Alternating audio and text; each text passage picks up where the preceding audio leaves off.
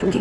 सच्ची भाभी पर सूर्य और अंशुमन की कोर्ट मैरिज। आपके और पापा की मैरिज में मम्मा। हाँ बेबी। तो वो तो मुझे करके ओवर कर दो और पापा से फिर से मैरिज कर लो। इसे झूठ कैसे लिखी? पता नहीं बस।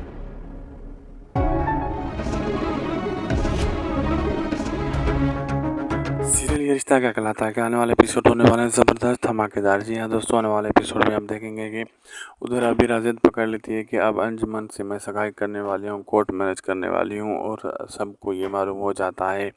और चोट लगने के बावजूद भी अबीरा डांस कॉम्पिटिशन के लिए तैयार हो जाती है और सब कहते हैं जब अंजुमन और सॉरी दादी साहब विद्या सब कहते हैं कि अब इसको चोट लगी फिर क्यों आ गए तुम डांस कंपटीशन के लिए, लेकिन अबीरा कहती मैं तैयार हूँ। तो फिर फाइनल राउंड मायरा और अबीरा के बीच खेला जाता है।